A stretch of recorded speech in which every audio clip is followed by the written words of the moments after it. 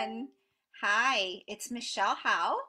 I'm so happy to be here today with you. I think this is going live. Hold on. Yes, it's live. Okay.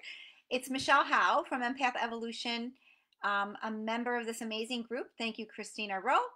Today's topic, this next half hour that we have together, is about flexing your feeling muscle. Why do you want to flex your feeling muscle? Because it's an amazing muscle that guides and directs you and helps you navigate the landscape around you. What feels good to you, what doesn't feel good to you. What are you doing just because you are supposed to do it, you need to do it, you begrudgingly do it, and then later on you kind of want to kick yourself because you're not following your vibes of what's important in life to you. So I hope you can join me here.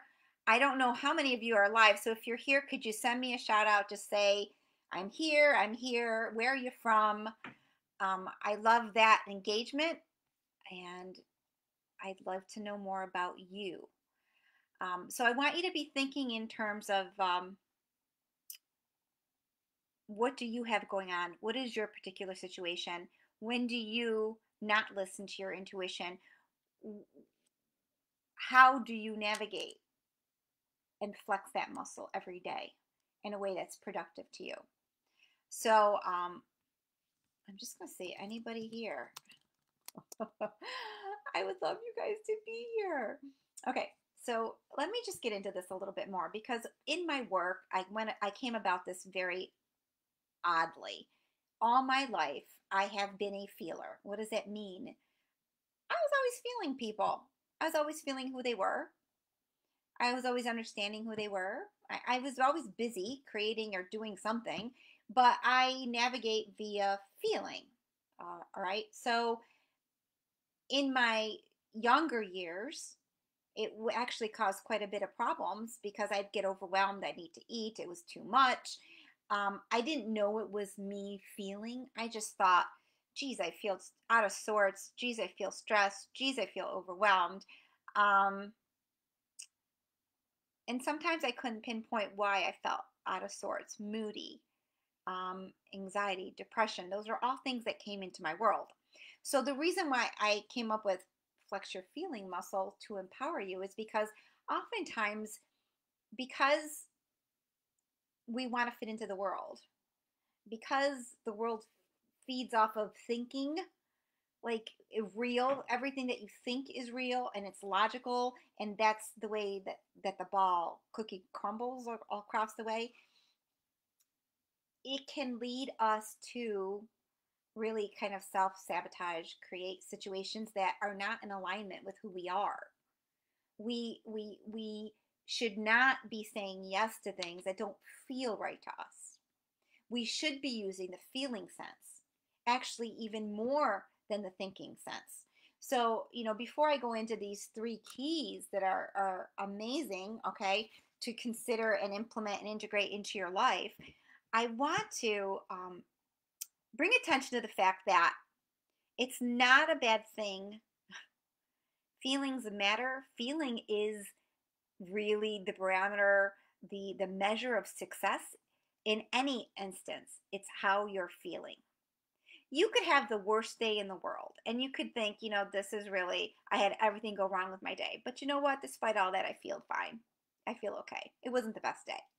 Or you could have this day that brings you great success, but you know what? I feel out of sorts. I feel confused. I'm really not into this. Life sucks. and here's more. Hi, Jen. Um, so it's funny. I just got off the phone call with someone who life sucked.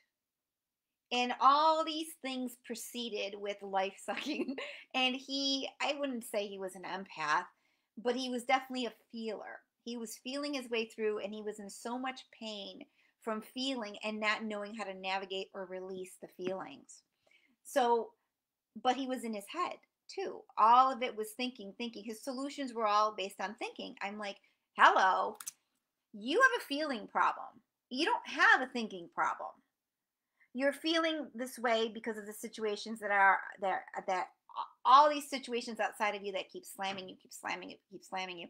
In order to change what you're attracting, you need to change you on the inside.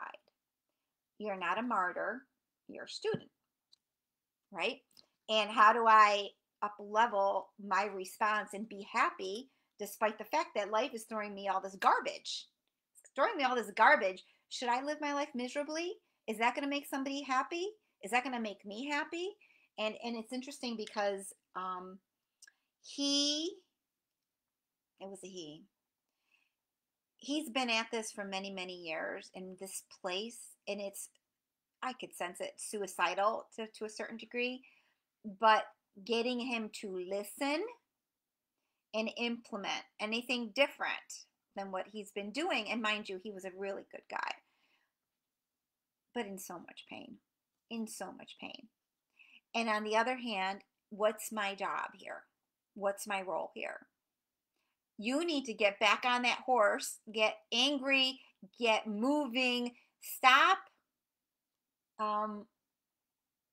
sitting in something that feels like garbage. So I took a little detour there. Let's go back to this.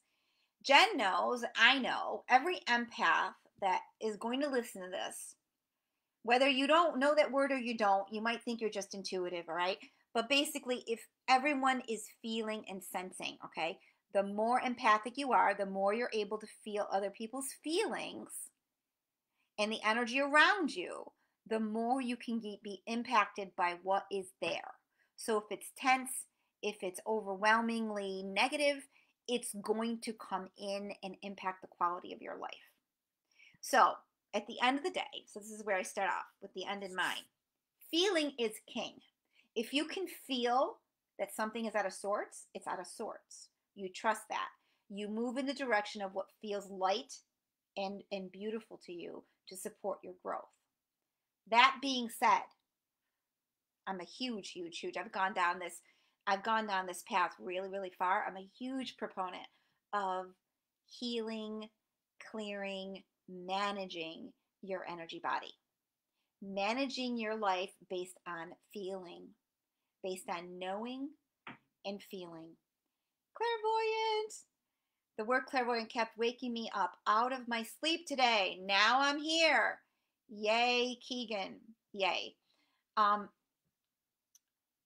So on an overall scope, everybody in this world's feeling, right? We feel. But that whole feeling button has been brought down, dummied down, and in some instances even turned off because it's inconvenient, it's confusing, and it's not logical, right? It's not understood. But I want you to understand that if you understand people, if you feel a space, if you're prone to mood swings and you don't really know why, if you're dealing with anxiety, it's in your favor, it's in your best interest to make friends with feelings because evidently they're strong enough that you can't avoid them. They're coming through, right? You might enjoy these highs. Are you enjoying the lows? Do you really want to do that? Every empath I know, me included, we've had to learn what it is and how to stabilize, interact, and actually even step into that more so that we are not absorbing what's around us, so that we are stronger and we're not getting sick. So the bad part of this is this, and I've seen it and I can't prove it, but a lot of threads and a lot of empaths can tell you. I can tell an empath by looking at her. She's very open, she's very kind, she's typically giving, smart, right? There is all kinds of diseases, illnesses that can, so each of us in our own way are very unique with the way that we absorb or reflect an imbalance in our energy body. All right, so everything matters. Imprints from when you're young, if somebody hurt you, could be a weakness in you. You know, weaknesses. They're weak points in your body, things that make you absorb, things that people told you to do. You need to be nice. You need to do this for so and so and that for so and so, or you're not good enough unless you do XYZ. These are all beliefs that as an empath you could have just taken on as truth, and you're living your life according to that, right? It may not be good for you. I'm just telling you. This is what we're excavating this stuff from us. It's no longer relevant, necessary, important, or helpful in our growth. So, when you're an empath, all levels of sensitivity, right? It could just show up as moody. It could show up as anxious. It could show up I get angry a lot. And I actually kind of like it sometimes. It makes me feel powerful, but it could show up as I need to hide because the world is too insensitive out there. I can't handle this. It can show up as I'm introspective, I'm helpful, I do all the right things, I keep my boundaries really close, and and and everything is going okay, but I don't feel like I fit in. It could show up as, you know what? I'm at the top of my game. I'm doing everything right. I'm getting results, but I come home at night and I am totally dragging. I am totally spent. I feel like there's nothing in me. I feel empty, and I just want to go crawl in bed and stay by myself. It shows up like that because we're on overwhelm and we're not necessarily aware or intentionally managing what's going on. And mind you, this isn't like a one sentence answer to you. Yes, it's a gift. Solangina Toribio. Solangina Toribio. I'm Italian. That sounds Italian, but maybe not. Keegan. Yeah, at a stressful time in my life 4 years ago, I developed a lump in my breast. I believe stress.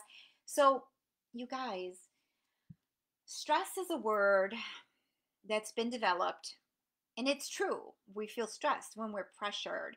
We are on high alert. We are in a fight or flight situation. There's too much going on, right? So our body releases chemicals, yes. But stress is also imposed, stress is overall, your nervous system is going to go all wonky on you if you're stressed. First of all, you're not even centered in who you are. And empaths have a hard time staying centered when they're nervous. So one of the biggest thing with when you're sensitive is, are you in your body? Where are you? All right.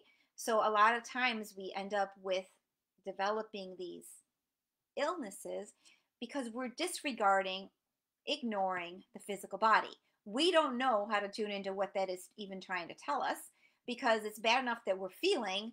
We're supposed to be thinking, right? And the thinking tells us not to pay attention to the body, to just run through things because we've got to get X, Y, and Z done. So really, everybody that I talk to about this whole gift, you've got to become conscious of yourself as a spirit in a human body. You're managing a physical reality, you're managing an emotional reality, you're managing a mental and a spiritual connection here. When you connect with other people, there's more going on than what's visible, because you are able to hold space for them. You are able to help them, but in this exchange, you have got to be aware of how to keep yourself in your energy field and clear it after these exchanges with people, because there's residual. It's funny because one of the first people that I met in my when I woke up about, oh my gosh, I hope this is still recording. I think it is. Yes, I'm back. One of the first people I met when I woke up about 10 years ago, she was an empath teacher as well. And mind you, we're all just a little different, although we all have these beautiful big hearts that we cannot let other people squash or walk over, because that is our strength, all right?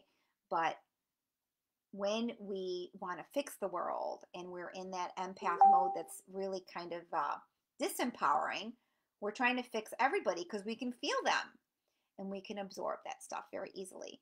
But let me get back to the first thought. When I first met her, she was very adamant. She goes, Michelle, I've been down this for so long. This has got to stop. She goes, I cannot have people in my life that dump their garbage in my family room. She goes, that's the equivalent of what happens when I interact with them. So, and mind you, she was a teacher and this was happening to her. So she was very mindful of her circle and how she interacted with her circle. Um, Latina, I like it. So I had never paid attention to it to the same degree as she had. Since then, a lot of things have happened, right? And um, but where I came from, I didn't feel it to the same degree. And now I know for sure that we are taking on things without conscious awareness. So it's going to behoove all of us how this happens, but it does. So the journey is to become more aware of what's going on and to clear on purpose and to develop your capacity to spiritually connect. Your capacity to be like a pure lens of what the world needs to improve and empower yourself and then improve and empower the people around you. And we do this very systematically, and it's going to happen whether you agree to it or not. We're just going to, there's like an easy road and a harder road. The harder road is this is all garbage. I don't want to know anything about it. And the easier road is let me get some training. Let me be around other women or men who are developed, who know what this is, who can help mentor or support me going forward, which is what I do. All right. But so it's empathevolution.com. Take a look there and see. Take a look through the blog and see. Join my community and see. It's the Empath Evolution community on Facebook. But let me go into the content here because I don't want this to kind of run away. Holy shit, it's 3:52. All right, hold on. So 3 important things you need to know. Don't disregard your gift. You're a feeler. The more you fine tune what it means and you start to distinguish what's healthy and what's not healthy, the better off you will be and the more acknowledged and stronger you will be. All right, it's natural for you. So knowing and feeling, the 2 type things. Engage your energy body. That means that on purpose, you're going to see before you get out of bed, before you interact with anybody, you're going to start feeling what you feel like. What do I feel like this morning? What's my body feel like? What are my emotions? What are my, what is it overall? So you're trying to get like a vibe or a sensation or an emotion. You want to try to describe what this is to give you a benchmark over what's happening. All right. And then during the day, I want you to take the same benchmark again. Because what you want to do is become so comfortable with this is what I feel like in my body. This is the feeling of neutral. And if when you feel anxiety, this is anxiety. How do I clear anxiety? A skill. All right. But you want to start to notice the feeling instead of disregarding it. So you want to get really down and into your body. Because your body will react and to things that you don't even know are even there. If you're stressed, your muscles, everything will, your nervous system will be reacting, even though you may not consciously be noticing. So the more you consciously step into that, what's going on? How's my foot feel? How's my arm? How's my head? The head's big. How are my shoulders doing? Breathe down, breathe deep, breathe out. You want to get just that flow in you because you actually have a toroidal field, an energy field that is you. And if there are blocks in there, you're going to feel it as physical pain. Okay? So, number 2, stop absorbing negativity. How do you do this? Stop absorbing. When something comes into your space, a thought, a person, you walk into a space that's new to you and you feel, so now you're stepping into feeling more, and you feel your mood deviate, or you feel a pain in your body, or you feel your heart racing, or you feel what's something new, right? You ask the question, is this mine? Is this mine? Out loud, get yourself comfortable with it. Is this mine? And you don't need to know whose it is. It doesn't matter. Oh, it's not mine. Okay, let it go. So you're really stepping into a powerful place. You have to learn to let it go. Ask the question, if it's yours, now you got to dive deeper, right? Why is that there? What is that trying to tell me? All right. It's telling me A, B, and C. All right, I'll address it. Because a lot of times we think things are physical, but it's really, it can be a combination of the way it's trying to get a message to you. Your body's trying to get a message to you.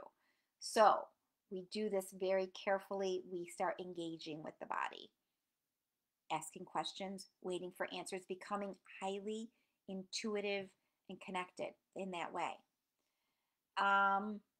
Stand within your power. We are powerful when we don't reject, resist, avoid, stuff under a pillow, stuff under the bed. The things that matter to us, the things that feed us, our voice. Speak. Speak. If you're being squashed or you're being ignored or you're being, derogatory, you're being hurt, it's a sign for you to take notice of what's happening. It is your life, and you have a right to step into a place of empowerment within it. If you didn't have a mentor or parents or a best friend who validates, supports, and genuinely loves you, what does that mean? People who genuinely love us are not trying to hurt us at every turn. So stay away from those that are callous with our trust, with our friendship, with our connection to them. All right. And the person you want to have love you is you. The person you want to be in their own power is you. It's not something that the outside world gives you. It's something you step into. You hold, you're wearing it. You've got the whole outfit on and you're ready to go. So standing in your own power, I'm doing actually interview on that, going deeper into that topic, the middle of the month. But send me a friend request or whatnot, and I will definitely get the information to you. You're wearing who you are in every moment. Embrace your journey. It's a journey to become more of who you are, not ideas of who you are, but at a heart level, who are you? And being successful as a human being based on that heart, not based on outside ideas of what success is. Success is the feeling of being true to yourself. So don't be hard on yourself. Okay. I know there's a lot of you here. I have like 1 minute left. So if you have questions, please, please, please write them in the comments, send me a message, send me a friend request. I'm always happy to meet all of you guys. My job is to speak up more about this because so many of us don't even know what's happening and we're getting sick. And there is a beautiful point to what this is. And I'll teach you more about that. All right. So, anyway, it was a pleasure, you guys, all of you. Thank you for being here. I hope you feel my heart. I can feel yours. I can. Good and bad. It's good and bad because you have to develop that capacity to hold space even when somebody else's heart is really hurting, and not absorb it. All right, so I will let you go. All right, you're welcome. I've got to look up what TYSM means, but I bet you it means, I don't know what it means, but I'll look it up. TYSM. Thank you, Carmen.